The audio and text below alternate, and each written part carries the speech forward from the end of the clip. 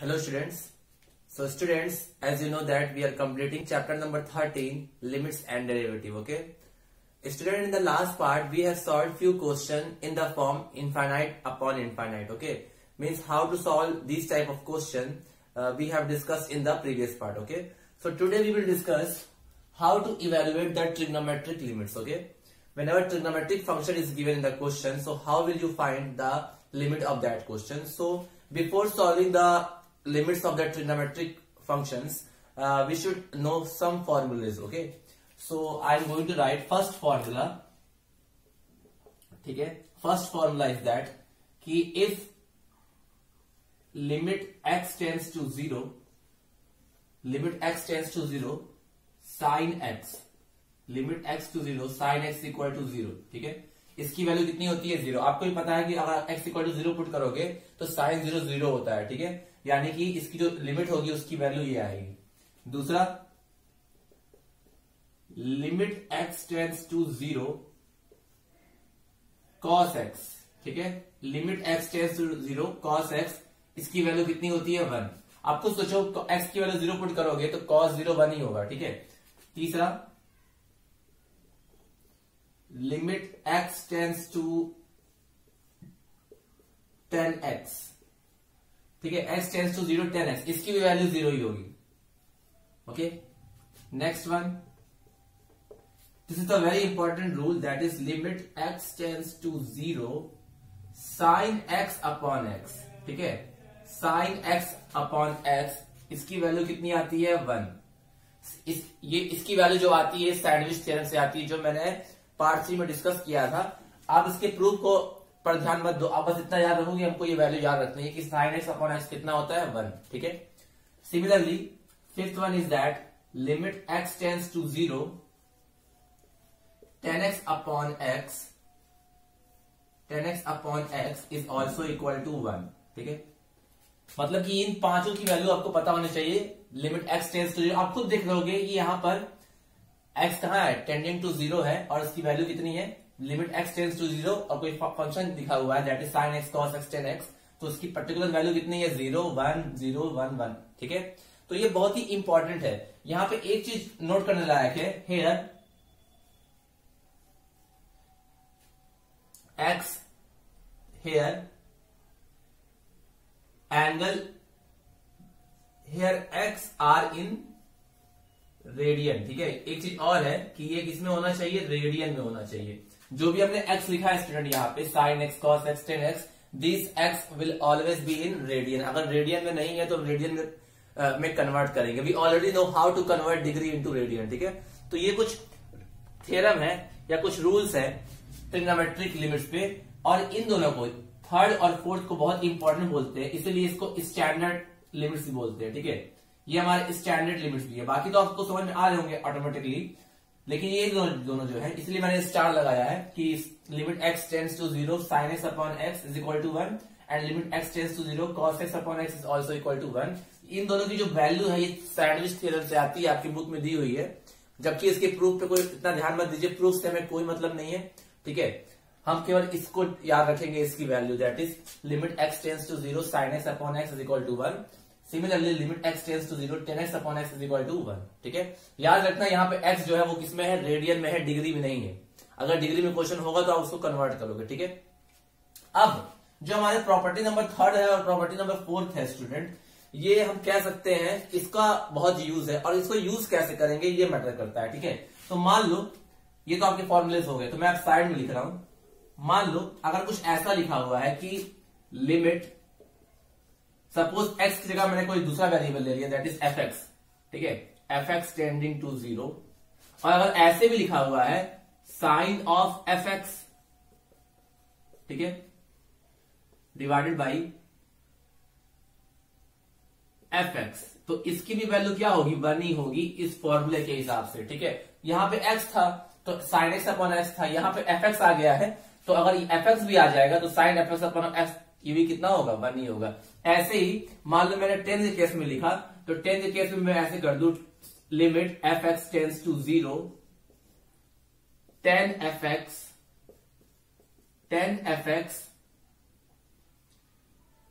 Upon fx इसकी भी value कितनी होगी 1। मतलब कि जो 10 के साथ जुड़ा, मतलब कि 10 के साथ जो होता है वही चीज नीचे का उसका डिवाइड होता है, ठीक है। ऐसे tan theta upon tan theta, 10y upon 10y, मतलब कुछ भी, तो वो पर्टिकुलर फॉर्मूला पे हम लोग ये फॉर्मूला वैलिड करा सकते हैं। मतलब कि ये हमारा स्टैंडर्ड फॉर्मूला है और इसका यूज करके हम लोग डिफरेंट डिफरेंट फंक्शंस की वैल्यू, ट्रिग्नोमेट्रिक फंक्शंस की वैल्यू निकाल सकते हैं। अब बस आपको इतना ध्यान रखना है कि ये वाली लिमिट कहां टेंड करनी चाहिए, 0 पे टेंड करनी चाहिए, और जो साइन के अंदर लिखा है वही चीज डिनोमिनेटर में होना चाहिए। अगर ऐसा है तो आप ये वाला थ्योरम अप्लाई कर सकते हो, थ्योरम या कुछ भी कह लो, ये वाला फॉर्मूला आप अप्लाई कर सकते हो, ठीक है। बस आपको देखना क्या है कि आपको ये लिमिट कब लगानी है, जब उसमें पर्टिकुलर x या y या fx की वैल्यू कहां टेंड करे, 0 की तरफ टेंड करे, और साइन के साथ भी fx हो और नीचे भी fx ही हो, ठीक है। तब आप ये फॉर्मूला इजीली अप्लाई कर सकते हो। तो मैं ऐसे कुछ क्वेश्चंस कराता हूं आपको जिससे आपके डाउट क्लियर हो, ठीक है। जैसे सपोज मैंने एक एग्जांपल लिखा है स्टूडेंट, मैंने एक एग्जांपल लिखा है, मान लीजिए लिखा है मैंने evaluate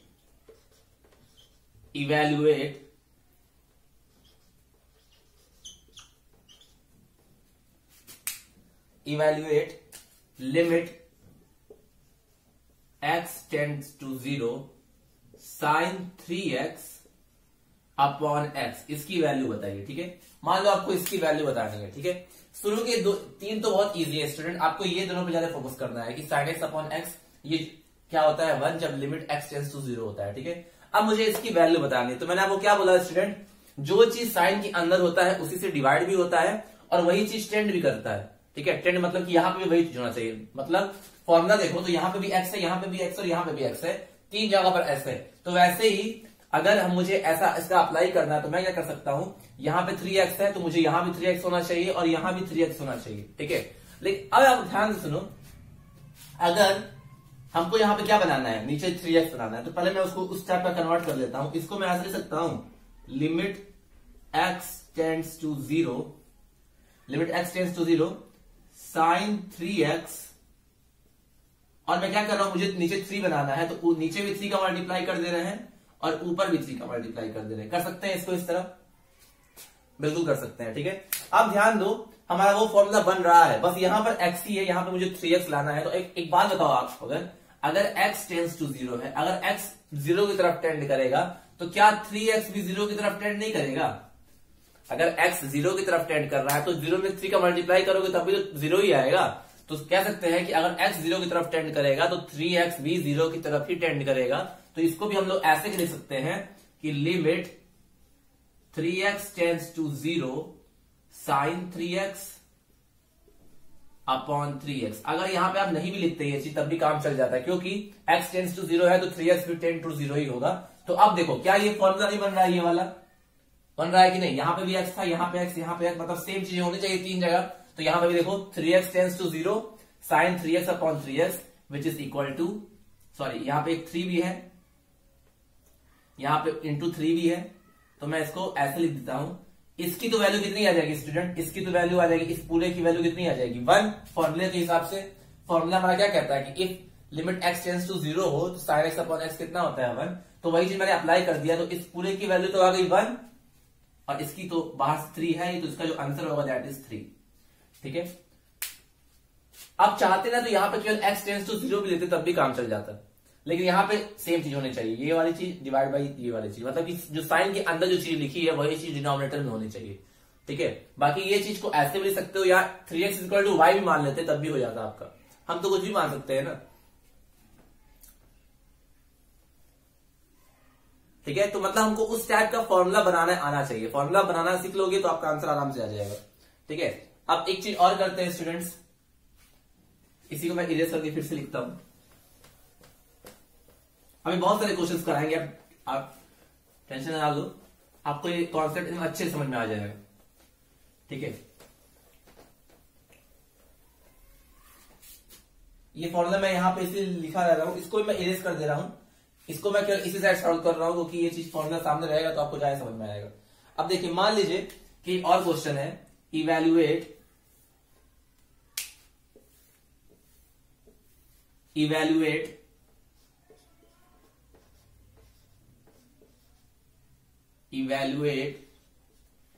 limit x tends to 0 sine 5x upon 2x। ठीक है, ये हमें फाइंड करना है स्टूडेंट। सपोज तो फिर से हमें क्या देखना होता है, हमें देखना होता है कि लिमिट 0 की तरफ टेंड कर रही है और साइन के अंदर जो चीज लिखा है वही चीज नीचे भी होना चाहिए। तो देखो साइन के अंदर 5x है, इसका मतलब मुझे नीचे भी 5x बनाना है और ये भी x टेंस टू 0 कहां होना चाहिए, 5x टेंस टू 0। ठीक है, तो उससे कोई मतलब नहीं है। अगर x टेंडिंग टू 0 होगा तो 5x भी टेंडिंग टू 0 होगा, तो ये वाला चीज प्रॉब्लम नहीं क्रिएट करेगी केवल ये वाली चीज। तो मैं कर क्या रहा हूं, देखिए इसको मैं लिख सकता हूं लिमिट x टेंडिंग टू 0, इसको लिखा मैंने साइन 5x। ठीक है, और नीचे 2x है ना, तो मुझे 2x है तो मुझे 5 लाना, तो मैं क्या कर रहा हूं, नीचे भी 5 का मल्टीप्लाई कर दे रहा हूं। ठीक है, और ऊपर भी 5 का मल्टीप्लाई कर दे रहा हूं। तो अब ध्यान दो क्या क्या एक्स्ट्रा बच रहा है, एक 5 ऊपर है एक्स्ट्रा और एक 2 नीचे है एक्स्ट्रा। तो मैं लिख सकता हूं ना 5/2, 5/2 को बाहर कर दिया क्योंकि उससे कोई मतलब तो है नहीं, 5/2 limit x tend to 0 sine 5x upon 5x। ठीक है, यही चीज तो आएगा। क्या किया मुझे ऊपर, क्या कैसे पता चला कि मुझे क्या मल्टीप्लाई करना है, साइन के अंदर जो भी चीज होता है वही हमारा नीचे होना चाहिए। तो साइन के अंदर 5x था तो नीचे ही मेरा 5x चाहिए, लेकिन नीचे 2x है तो मुझे 2 से कोई मतलब नहीं है, मुझे बस क्या करना था 5 का मल्टीप्लाई ऊपर करना था और 5 का मल्टीप्लाई नीचे करना था, क्योंकि मुझे चाहिए फॉर्मूला किस टाइप का, मुझे इस टाइप का फॉर्मूला चाहिए। ठीक है, कि ऊपर भी x है तो नीचे भी x हो। ठीक है, तो मैंने 5 का ऊपर नीचे मल्टीप्लाई किया। अब ये वाला 5 और ये वाला 2 को अलग कर लिया क्योंकि इनका कोई मतलब है नहीं, तो 5/2 बाहर आ गया और limit x tend to 0 sine 5x upon 5x, ये हो गया। अब खुद देखो अगर आप x टेंडिंग टू 0 करोगे तो ये तो बिल्कुल वही चीज है, यहां भी 5x होना चाहिए, यहां भी 5x होना चाहिए। तो या तो आप 5x टेंस टू 0 कर दो, या अगर नहीं भी लिखते हो आप इतना भी लिख दोगे ना तब भी उसकी वैल्यू 1 ही होगी, क्योंकि अगर x टेंडिंग टू 0 है, अगर हमारा x क्या है टेंड टू 0, अगर x 0 को अप्रोच कर रहा है तो 5x भी 0 को ही अप्रोच करेगा। दोनों साइड 5 का मल्टीप्लाई कर दोगे तब भी तो यही आएगा ना, तो मतलब हमारा ये वाला फॉर्मूला बन जाएगा। ठीक है, तो यानी कहने का मतलब ये है कि ये पूरी चीज हमें कौन क्या देगी, ये पूरी चीज हमें क्या देगी 1। तो 5/2 इंटू 1 इज इक्वल टू 5/2। आप चाहते तो यहाँ 5x में कन्वर्ट कर देते, कोई दिक्कत नहीं है, अदरवाइज नहीं भी कन्वर्ट करोगे तब भी ऐसे आंसर लिख सकते हो, इसकी वैल्यू 1 ही होगी। ठीक है, क्योंकि अगर x टेंड टू 0 होगा तो 5x भी टेंड टू 0 ही होगा, तो उससे कोई फर्क पड़ेगा नहीं। ठीक है, तो यानी कि इसके जो आंसर आएगा वो आएगा 5/2। एक और बताते हैं आपको, इसको इरेज कर देते हैं। मतलब कि हमको ऐसा बनाना होता है कि साइन समथिंग अपॉन समथिंग, और जो समथिंग होना चाहिए जो साइन के साथ लिखा होता है वो चीज नीचे भी होनी चाहिए। तो वो नीचे इसलिए होने चाहिए क्योंकि हमको फॉर्मूले से कंपेयर करना होता है, दैट्स इट। केवल फॉर्मूले से कंपेयर करो और वैल्यू निकालो, आपका आंसर आ जाएगा। ठीक है, तो ये हमारा सेकंड क्वेश्चन है।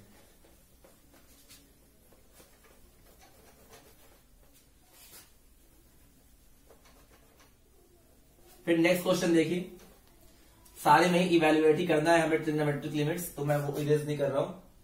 ठीक है, अब देखिए एक और question, limit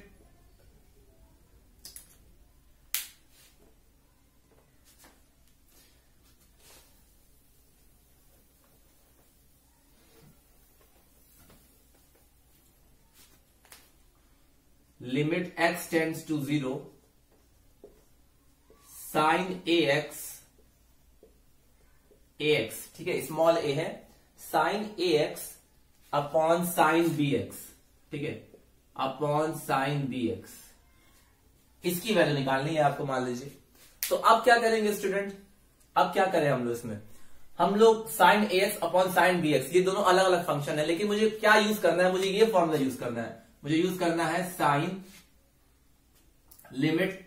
limit x tending to 0 sine x upon x use करना है। ठीक है, तो x तो है ही नहीं, तो हम क्या कर सकते हैं, न्यूमरेटर और डिनोमिनेटर को x से डिवाइड कर सकते हैं पहले। ठीक है, तो हम लिख सकते हैं लिमिट x टेंडिंग टू 0, इसको मैं लिख सकता हूं साइन ax अपॉन x, और इसको भी लिख सकता हूं साइन bx अपॉन x। लिख सकते हैं कि नहीं, मैंने न्यूमरेटर और डिनोमिनेटर को x से डिवाइड कर दिया। ठीक है, अब ध्यान दो, मुझे ऊपर अलग दिख रहा है और नीचे अलग दिख रहा है, मतलब कि ऊपर साइन के साथ ax है और नीचे साइन के साथ bx है, तो मतलब कि हमें साइन ax अपॉन ax होना चाहिए और साइन bx अपॉन bx होना चाहिए। ठीक है, तो मैं क्या कर रहा हूं स्टूडेंट, देखिए ध्यान से, आपको भी पता है कि लिमिट न्यूमरेटर और डिनोमिनेटर में इक्वली डिस्ट्रीब्यूट हो जाती है, तो मैं ऊपर के लिए क्या कर रहा हूं, मैंने क्या किया, साइन ax है और नीचे ax कर दिया और ऊपर a मल्टीप्लाई कर दिया। क्या मैं ऐसा कर सकता हूं? बिल्कुल कर सकते हैं, नीचे a का मल्टीप्लाई किया और ऊपर का a मल्टीप्लाई कर दिया, क्योंकि a और a कैंसिल ही हो जाएगा। तो मैंने इसको बनाने के लिए कुछ ऐसा किया, क्योंकि मुझे उस टाइप का पहले बनाना पड़ेगा तभी तो मैं अप्लाई कर पाऊंगा फॉर्मूला। वैसे ही मैंने क्या किया, नीचे क्या है, साइन bx था तो मैंने bx से डिवाइड कर b से डिवाइड कर दिया, x तो नीचे है ही तो मैंने bx से b से कर दिया डिवाइड और b से कर दिया मल्टीप्लाई, क्योंकि मुझे उस टाइप का फॉर्मूला बनाना है स्टूडेंट। ठीक है, मुझे फॉर्मूला बनाना है, क्योंकि साइन ax और साइन bx तो अलग अलग है, यानी कि दो फॉर्मूला अप्लाई होगा, एक होगा साइन ax अपॉन ax और एक यूज होगा साइन bx अपॉन bx। तो मैंने करने के लिए पहले x से डिवाइड कर दिया और फिर इसमें क्या किया, इस वाले फंक्शन में a का मल्टीप्लाई किया और a से डिवाइड कर दिया, मतलब कि a का मल्टीप्लाई ऊपर नीचे कर दिया इसमें भी और b का मल्टीप्लाई कर दिया ऊपर नीचे इसमें भी, तो कुछ ऐसा आ गया। अब देखिए क्या एक्स्ट्रा बच जाएगा स्टूडेंट, अब देखो जो लिमिट है ना, लिमिट हमने पढ़ा था एक फॉर्मूला कि लिमिट x टेंड टू, अगर a है fx अपॉन gx, अगर दोनों एग्जिस्ट करते हैं, fx और gx का लिमिट अगर एग्जिस्ट करता है तो ये क्या हो जाता है, दोनों का लिमिट ऊपर डिस्ट्रीब्यूट हो जाता है, मतलब कि न्यूमरेटर का लिमिट अलग और डिनोमिनेटर का लिमिट अलग। पढ़ा है कि नहीं ये चीज, ये मैंने अलजेब्रा ऑफ लिमिट में आपको पढ़ाया था। तो अगर यही चीज मैं ऊपर करूं तो क्या कर सकता हूं मैं ये लिमिट ऊपर भी अप्लाई कर सकता हूं और ये लिमिट नीचे भी अप्लाई कर सकता हूं, तो आना चाहिए लिमिट x टेंडिंग टू 0। अब देखो ये a है ना, तो लिख सकते हैं a आगे ले लेता हूं मैं, या तो ऐसे लिख देते हैं sine ax upon ax into a divided by limit x tending to 0 sine bx upon bx into b। ठीक है, अब a और b तो हमारे कोई कांस्टेंट नंबर है, तो उसका जो अगर लिमिट में कोई कांस्टेंट नंबर का मल्टीप्लाई होता है तो वो कांस्टेंट नंबर बाहर आ जाता है और केवल लिमिट फंक्शन का लग जाता है। जैसे हमने एक और थ्योरम पढ़ा था कि अगर लिमिट, ये भी बताया था मैंने कि लिमिट अगर x tends to a k fx है तो ये जो k होता है वो बाहर आ जाता है और लिमिट केवल फंक्शन पे अप्लाई हो जाता है। ठीक है, ये भी पढ़ा है हम लोगों ने। ठीक है, जो कांस्टेंट होगा वो बाहर आ जाएगा और लिमिट केवल फंक्शन का ही कैलकुलेट होगा। वैसे ही a और b तो कांस्टेंट है, तो हम लोग a और b को आगे बाहर ले सकते हैं, तो हम लोग कर सकते हैं a बाई b तो बाहर आ ही जाएगा और ऊपर का लिमिट अलग लिया है हम लोगों ने, limit x tending to 0 sine ax upon ax divided by limit x tending to 0 sine bx upon bx। अब खुद सोचो, आप ऊपर एक अलग फंक्शन बन रहा है, नीचे एक अलग फंक्शन बन रहा है, और ये बिल्कुल वही है जो हमने यहां पे डिस्कस किया है। ठीक है, जब x टेंडिंग टू 0 होता है तो साइन ax अपॉन ax क्या हो जाएगा, इसकी वैल्यू कितनी हो जाएगी, 1। क्यों? क्योंकि x टेंडिंग टू 0 है, तो जब x टेंडिंग टू 0 है तो ax भी कहां टेंड करेगा, 0 की तरफ ही टेंड करेगा, क्योंकि 0 में कोई चीज मल्टीप्लाई करोगे तो 0 ही आएगा। ठीक है, तो यानी कि ये भी पूरी वैल्यू हमको 1 देगा और ये भी पूरी वैल्यू हमको कितना देगा, 1। तो यानी कि ऊपर और नीचे तो 1 1 आ ही गया, तो इसका जो आंसर आ जाएगा स्टूडेंट, इसका जो आंसर आएगा वो आएगा a by b into 1 upon 1, यानी कि आंसर होगा a अपॉन बी। ठीक है, बस आपको फॉर्मूले को अप्लाई कर दे आना चाहिए आपको बस वो फॉर्मूला क्रिएट करना है। ठीक है, जैसा फॉर्मूला हमने पढ़ा है वो फॉर्मूला आपको क्रिएट करने आना चाहिए। क्रिएट करना सीख जाओगे तो और आराम से हो जाएगा।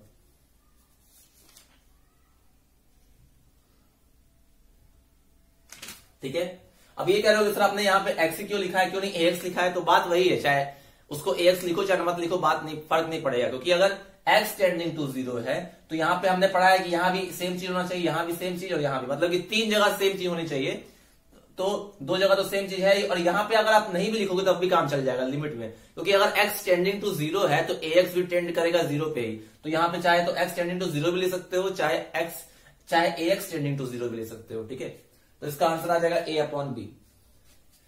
एक और करते हैं डिस्कस ऐसे ही क्वेश्चन, सारे क्वेश्चन एक ही जैसे हैं। ठीक है, all the question are similar, बस आपको प्रॉपर्टी पता होनी चाहिए और अप्लाई करने आना चाहिए, दैट्स इट। ठीक है,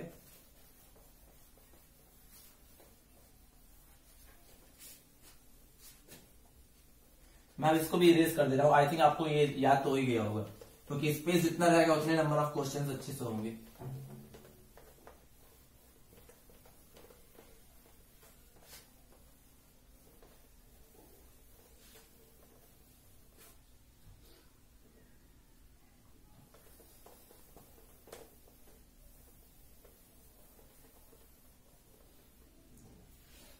देखिए अब नेक्स्ट क्वेश्चन करते हैं student. Limit x tending to 0 sine square ax upon sine square bx। अब यहां स्क्वायर आ गया है, ठीक है। तो पहले हमारी प्रायोरिटी क्या है कि पहले जो चीज साइन के साथ जुड़ी हुई हो वही चीज डिनोमिनेटर में भी हो। तो जैसे हमने पिछले क्वेश्चन में किया था वैसे ही करेंगे। पहले इसको ऐसे लिख सकते हैं हम लोग, लिमिट x टेंडिंग टू 0, ऊपर नीचे आप किससे डिवाइड कर लो, x से, ठीक है। ऊपर नीचे आप किससे डिवाइड करो, x से, ओके। या आप कह सकते हो यहां पे देखो, इसको मैं ऐसे लिख सकता हूं ना, sine ax upon sine bx, क्योंकि दोनों का स्क्वायर है तो मैं इसको ऐसे लिख सकता हूं, होल स्क्वायर, ठीक है, स्क्वायर ना। अब मुझे क्या करना है कि साइन ax अपॉन ax चाहिए और साइन bx अपॉन bx चाहिए। तो मैं क्या करूंगा, देखो ऊपर में क्या कर रहा हूं, ऊपर मैं इसमें ऐसे कर सकता हूं, sine ax upon ax into ax, कर सकते हैं कि नहीं ये चीज, क्योंकि मुझे वही चीज लाना है तो मैंने वो कर लिया। और इसी तरह नीचे भी कर लिया, sine bx upon bx into bx, क्योंकि कोई फर्क तो पड़ेगा नहीं इस तरह करने से, क्योंकि एक से डिवाइड मल्टीप्लाई कर रहे हो तो एक से डिवाइड भी कर दिए, तो a और a कैंसिल, x और x कैंसिल, तो इफेक्टिवली यही चीज आएगी। लेकिन मैंने उसको ऐसा इसलिए कर लिया क्योंकि मुझे फॉर्मूला यूज करना है। अब देखो sine ax upon ax into ax and sine bx upon bx into bx। अब जो चीज हमको नहीं चाहिए वो चीज हम हटा देते हैं, हमको इन दोनों का काम हो गया, हमारा इन दोनों का काम हो गया। अब यहां से हम लोग x और x क्या कर सकते हैं, कैंसिल। तो क्या बचेगा, ऊपर बच जाएगा sine limit x tending to 0, ऊपर बचेगा sine ax upon ax into a, और नीचे बचेगा sine bx upon bx into b, ठीक है। और ये इसका पूरे का होल स्क्वायर, ठीक है। अच्छा, अगर a और b को आप बाहर लोगे, क्योंकि a और b तो कांस्टेंट है, अगर आप इनको बाहर लेते हो तो ये आ जाएगा a अपॉन b का होल स्क्वायर, क्योंकि यहां पे स्क्वायर है ना तो स्क्वायर बाहर आएगा। तो बचेगा क्या, limit x tending to 0 sine ax upon ax, या इसको ऐसे कर सकते हैं हम लोग, साइन bx अपॉन bx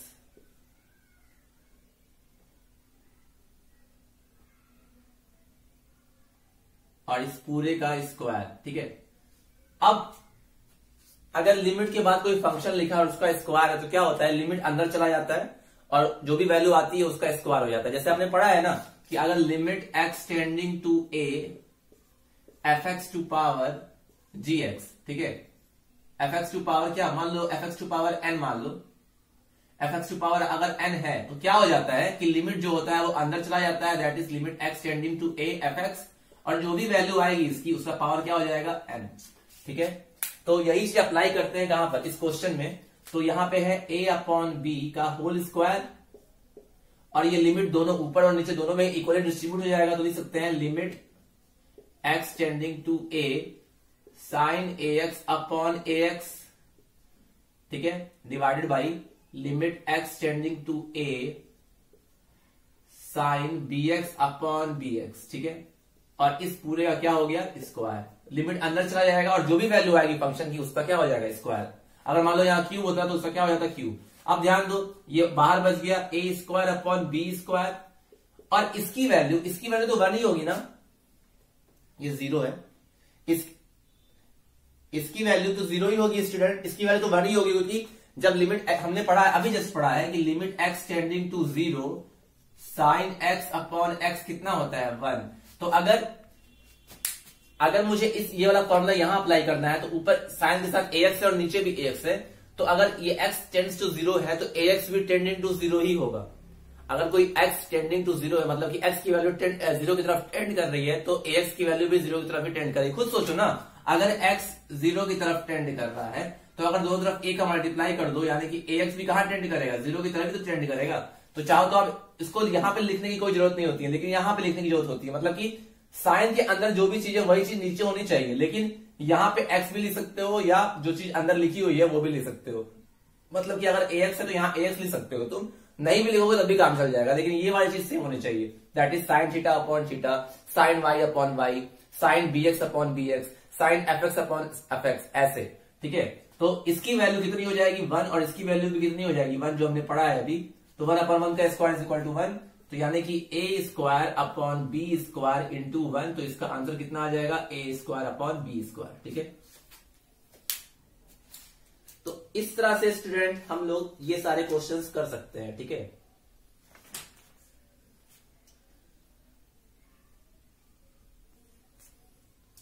अब एक और क्वेश्चन कराते हैं, इसके बाद थोड़ा सा डिफरेंट क्वेश्चन करते हैं हम लोग। ठीक है, थोड़ा सा डिफरेंट, जो थोड़ा सा अलग से हट के हो। बाकी क्वेश्चन बिल्कुल सेम है स्टूडेंट, सारे का सोल्यूशन सेम है, सारे का मेथड सेम है, बस आपको एक बार अप्लाई करने आ गया तो आप रिमेनिंग भी आराम से अप्लाई कर सकते हो। ठीक है,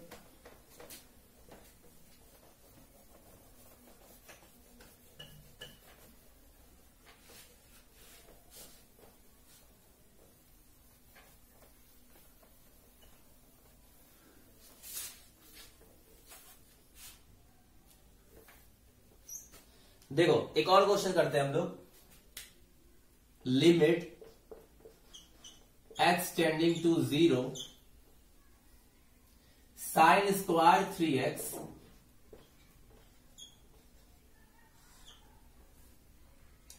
अपॉन x स्क्वायर। ठीक है, अब ध्यान दो स्टूडेंट, ये क्वेश्चन बिल्कुल वैसा ही जैसे हमने क्या किया। इसका मतलब क्या हुआ, साइन स्क्वायर 3x का मतलब क्या है कि sign 3x into sine 3x। ठीक है, तो इसको और मैं इजी करके बता देता हूं आपके लिए। इसको हम लोग ऐसे लिख सकते हैं, limit x tending to 0 sine 3x into sine 3x लिख सकते हैं कि नहीं, क्योंकि sine theta into sine theta क्या होता है, साइन स्क्वायर थीटा, और अपॉन एक्स स्क्वायर। ठीक है, इसको थोड़ा सा और अच्छा कर देते हैं, तो इस तरह कर सकते हैं, लिमिट x टेंडिंग टू 0, एक x इसको दे देते हैं और दूसरा x इसको दे देते हैं, तो ये आ जाएगा साइन 3x अपॉन x, एक इसको दे दिया, और साइन 3x अपॉन x इसको दे दिया।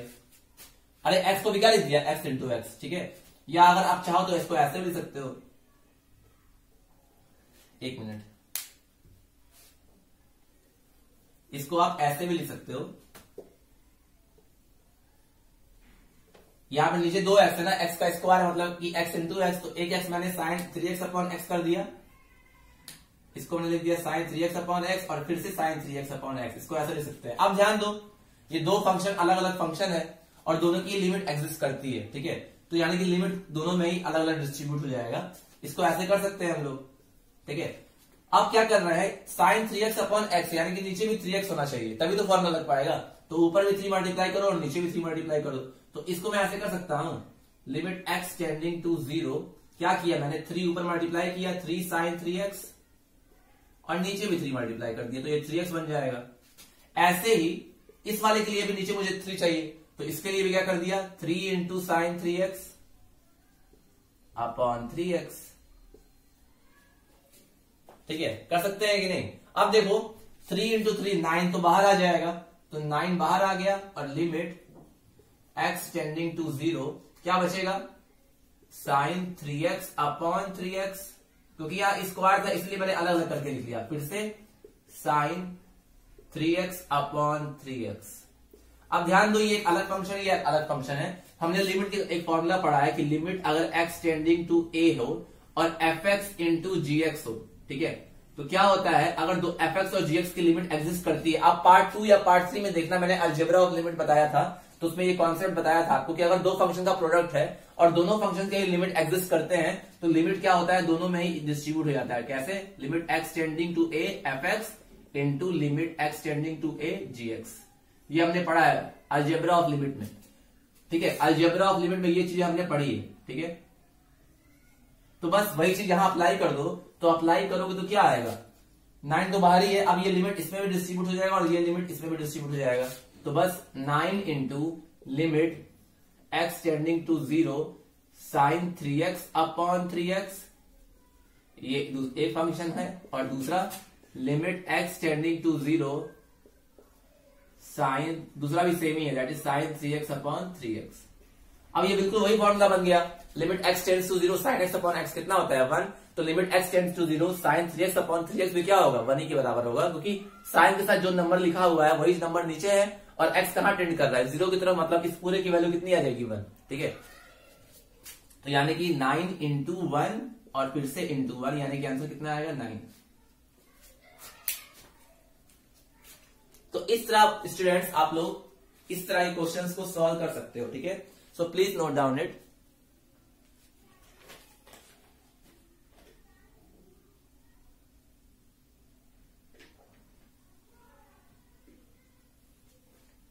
अब मैं एक दो क्वेश्चन और करा दे रहा हूं, उसके बाद आप लोग खुद से सॉल्व कर सकते हो, ठीक है।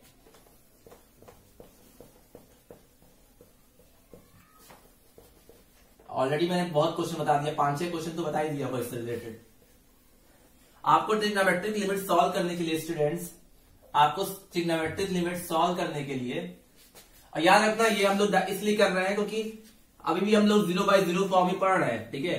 0/0 फॉर्म मतलब कि जो इनडिटरमिनेट फॉर्म है वही, क्योंकि जब आप x की वैल्यू डायरेक्टली पुट करोगे तो आप देखोगे कि 0/0 का ही फॉर्म आएगा। हम लोग वैल्यू डायरेक्टली नहीं पुट कर रहे हैं, हम लोग क्वेश्चन के थ्रू पुट कर रहे हैं।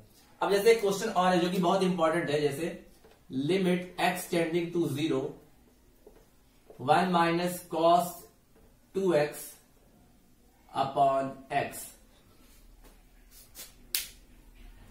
अब ध्यान दो, ऐसे क्वेश्चन कैसे करेंगे, ठीक है। इस तरह के क्वेश्चन हम लोग कैसे करेंगे, तो पहले अगर आप x इक्वल टू 0 पुट करोगे ना student, x equal to 0 put करोगे तो ये डिनोमिनेटर में 0 आ जाएगा, जो कि अनडिफाइंड वाला फॉर्म बनेगा। तो हम लोग डायरेक्टली वैल्यू नहीं पुट करेंगे, हम लोग पहले इसको सिंप्लीफाई करने की कोशिश करेंगे कि क्या इसको हम लोग और सिंप्लीफाई कर सकते हैं। तो आपने cos 2x का फॉर्मूला पढ़ा होगा चैप्टर नंबर 3 में। cos 2x का 3 फॉर्मूला होता है, ठीक है। cos 2x का 3 फॉर्मूला होता है। कौन सा फॉर्मूला होता है? एक फॉर्मूला होता है cos square x minus sign square x, एक होता है, एक और होता है फॉर्मूला इसका cos 2x का 2 cos स्क्वायर x माइनस 1, एक और होता है cos 2x is equal to 1 minus 2 sine square x, और एक और होता है cos 2x is equal to 1 minus 10 square x upon 1 plus 10 square x। मतलब कि ये 4 फॉर्मूले होते हैं। अब इन 4 फॉर्मूले को हम लोग यूज करते हैं कैसे, ठीक है। अब मैं आपको कुछ ट्रिक बता देता हूं कि कौन सा फॉर्मूला कब यूज करना है। कभी भी क्वेश्चन में आपको अगर ऐसा लिखे 1 प्लस cos 2x या cos x या 1 प्लस cos x, तो आप इस केस में जो ये वाला फॉर्मूला यूज करोगे, ठीक है, सेकेंड नंबर वाला है। मतलब हम लोग यहां लिख सकते हैं क्या 2 cos स्क्वायर x, ठीक है, 1 को एलिमिनेट करने के लिए। ऐसे 1 प्लस cos x लिखना होगा तो लिखोगे 2 cos स्क्वायर x बाई 2। अब ये पूछोगे x बाई 2 कैसा आया, तो ये चैप्टर नंबर 3 में बताया गया है कैसे आया। खुद सोचो, यहाँ cos 2x है, इस 1 को जब इधर ले जाओगे तो 1 प्लस cos 2x आएगा, और 1 प्लस cos 2x की वैल्यू कितनी हो जाएगी 2 cos स्क्वायर x। इसी तरह 1 प्लस cos x की वैल्यू कितनी हो जाएगी, अब देख रहे हो यहाँ 2x तो यहाँ कितना है x। इसी तरह अगर यहाँ पे x होगा तो यहाँ क्या हो जाएगा x बाई 2। वैसे ही 1 माइनस cos 2x, अगर 1 माइनस cos 2x क्वेश्चन में दिया हो या 1 माइनस cos x दिया हो ऐसा, तो आपको साइन वाला फॉर्मूला यूज करना होता है, ये वाला केवल साइन वाला, यानी कि इसकी जो वैल्यू होती है वो कितनी होती है 2 sine square x, 2 sine square x, या यहां लिखे 2 साइन स्क्वायर x बाई 2, ठीक है। तो हम लोग क्वेश्चन को देख के पहचान के पता चल जाएगा कि कौन सा फॉर्मूला को यूज करना है। अगर क्वेश्चन में 1 प्लस cos 2x दिया हुआ है तो केवल cos वाला फॉर्मूला पुट करेंगे। अगर क्वेश्चन में 1 माइनस cos 2x दिया हो तो साइन वाला फॉर्मूला यूज करेंगे। तो ऐसे ही हम लोग को पहचानना होता है, और ये चीज तभी समझ में आएगी जब आपको ये फॉर्मूले पता होंगे, ठीक है। तो देखो यहाँ पे 1 माइनस cos 2x दिया है, तो इसको मैं क्या ले सकता हूं, इसको मैं ले सकता हूं लिमिट x टेंडिंग टू 0। इस पूरे की जगह पर क्या आ जाएगा, अगर मैं फॉर्मूला पुट करूं 1 माइनस cos 2x का फॉर्मूला साइन वाला पुट करूं। देखो अगर आपको इस तरह याद में नहीं होता है तो cos 2x का 4 फॉर्मूला होता है, अब कौन सा फॉर्मूला कब यूज करना है। तो अगर 1 प्लस cos 2x दिया हो, 1 प्लस cos 2x, तो वहां पर केवल कॉस वाला फॉर्मूला यूज करोगे। अगर 1 माइनस कॉस 2x दिया हुआ है तो केवल साइन वाला फॉर्मूला यूज करोगे, ठीक है। ये ट्रिक होते हैं। तो इसके लिए यहाँ पे मैं साइन वाला फॉर्मूला यूज करूंगा अगर, तो क्या आएगा 1 minus 2 sine square x upon x, ठीक है। क्योंकि मुझे इस 1 को एलिमिनेट करना है तो 1 का एलिमिनेट इसी फॉर्मूले से हो सकता है, ठीक है। बस अब limit x tending to 0, bracket open करोगे तो 1 minus 1 plus 2 sine square x upon x, ये 1 1 कैंसिल हो गया तो क्या आया limit x tending to 0 2 sine square x upon x. अब देखो यही चीज आप डायरेक्टली पुट कर सकते थे जिसे मैंने यहां बताया है, लेकिन आपको याद नहीं है तब भी आप ऐसे कर सकते हो, ठीक है। लेकिन यार ये आपको पता होना चाहिए कि अगर 1 माइनस कॉस 2x दिया है तो 2 साइन स्क्वायर एक्स पुट करते हैं, 1 प्लस कॉस 2x दिया हुआ है तो 2 कॉस स्क्वायर एक्स पुट करते हैं, उसके लिए फॉर्मूला याद होना चाहिए। अब देखो ये बिल्कुल साइन वाला फॉर्मूला बन गया। अब इसको मैं क्या कर सकता हूँ, 2 तो कांस्टेंट है तो 2 तो बाहर ले लेता हूं मैं डायरेक्टली, तो लिमिट x टेंडिंग टू 0 ये बन जाएगा sign square x upon x, बनेगा कि नहीं। अब देखो ये साइन का स्क्वायर एक्स है तो यानी कि ये होगा क्या, इसको मैं लिखूं अगर तो मैं लिख सकता हूं साइन एक्स टू 0, 2 आगे है, sine x into sine x upon x, ठीक है। अब यहां 2 साइन एक्स है तो मुझे यहां पे आप देख रहे हो 2 साइन एक्स है, 2 साइन एक्स का प्रोडक्ट है, इसका मतलब मुझे नीचे भी 2 एक्स चाहिए होंगे, लेकिन नीचे तो केवल एक ही एक्स है। तो मैं क्या करूंगा, मैं यहां पे करूंगा क्या स्टूडेंट, एक एक्स का मल्टीप्लाई नीचे करूंगा और एक एक्स का मल्टीप्लाई ऊपर करूंगा, तो क्या आ जाएगा, ये आएगा यहां पे 2 तो पहले से ही है, फिर लिमिट है, ठीक है। मैंने क्या किया x टेंड टू 0, एक x दिया हुआ है, एक और x चाहिए हमको, तो मैंने क्या किया साइन x अपॉन एक्स लिख दिया इनटू एक साइन x बच गया तो एक साइन x और लिख दिया, और इसके साथ भी एक x का मल्टीप्लाई कर दिया और उसी का डिवाइड कर दिया। कर सकते हैं ऐसा, कर सकते हैं कि नहीं। एक x तो पहले से ही था ना, और 2 साइन थे तो मुझे 2 x भी चाहिए होगा, तो साइन x अपॉन एक्स लिख दिया, और इसके लिए क्या किया मैंने x का डिवाइड कर दिया और x से मल्टीप्लाई कर दिया।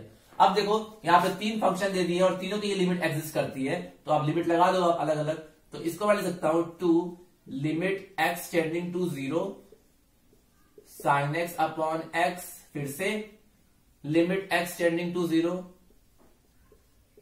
साइन x अपॉन एक्स, और एक और x बच गया है जो उसके लिए भी लिमिट लगाएंगे, क्योंकि यहाँ पे 2 से ज्यादा फंक्शन है, 2 तो साइन x है, साइन x है और एक एक्स्ट्रा x है, तो इसके लिए क्या करेंगे हम लोग, इसके लिए भी स्टूडेंट लिमिट लगा दो कि आप अगर x डिपेंडेंट क्वांटिटी है तो उसकी लिमिट भी कैलकुलेट हो सकती है, ठीक है। ये क्वेश्चन तभी समझ में आते हैं जब प्रैक्टिस करोगे अच्छे से, ठीक है। अभी आएगा धीमे धीमे। देखो पहले ये लिमिट, पहले इसको दे दिया, फिर बीच में मल्टीप्लाई, फिर लिमिट इसको दे दिया, फिर बीच में मल्टीप्लाई, और फिर से लिमिट दे दिया x tending to 0 that is x, क्योंकि 3 फंक्शन है ना, 1 2 3, तो सबका लिमिट भी कैलकुलेट होगा, तो सब में लिमिट मैंने दे दिया बस। अब देखो 2 into sine x upon x when x tends to 0 is 1, ये भी कितना हो जाएगा 1।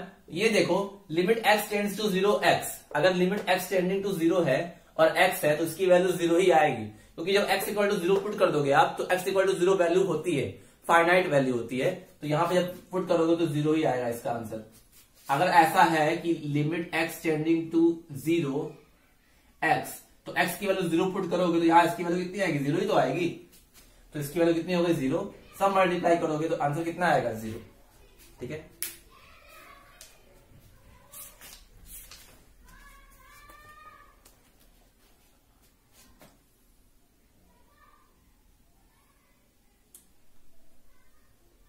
तो इस तरह से स्टूडेंट आप लोग इस तरह के क्वेश्चंस को सॉल्व कर सकते हो। 1-2 क्वेश्चंस और हैं अच्छे वाले क्वेश्चन जो आपको मैं नेक्स्ट क्लास में डिस्कस करके बताऊंगा, लेकिन उसके लिए आपको फॉर्मूला पता होना चाहिए। अगर आपको फॉर्मूला नहीं पता है तो यू कैन नॉट सॉल्व, ठीक है। So I hope whatever things I taught you today that is clear to you. Today we are discussing about the evaluation of trigonometric limits. In the next class I will discuss 3 or 4 questions of that trigonometric limits more. Then we will move to next topic, means evaluation of exponential या evaluation of power limits. After that we will discuss derivatives, okay. So I hope whatever things I taught you today that is clear to you, and whatever things I taught you till date, okay, with the help of that concept you can easily solve exercise 13.1 as well as the exemplar also, as well as the many question of R.D. Sharma also, ठीक है. So it's your responsibility to solve the question as much as you can, ठीक है. Question solve करते रहिए आप. बहुत सारे concept मैंने ऑलरेडी दे दिए, उससे आपको क्वेश्चन बहुत सारे सॉल्व हो जाएंगे, ठीक है. ट्रिग्नोमेट्रिक लिमिट के भी सॉल्व हो जाएंगे, इसके पहले वाले भी सॉल्व हो जाएंगे. कुछ अच्छे क्वेश्चन है जो मैं कल डिस्कस करूंगा, उसके बाद हम लोग डेरिवेटिव स्टार्ट करेंगे. Okay, so I hope whatever things I taught you that is clear to you. Remaining thing we will discuss in the next part of the video. So till then students, have a nice day. Take care. Thank you.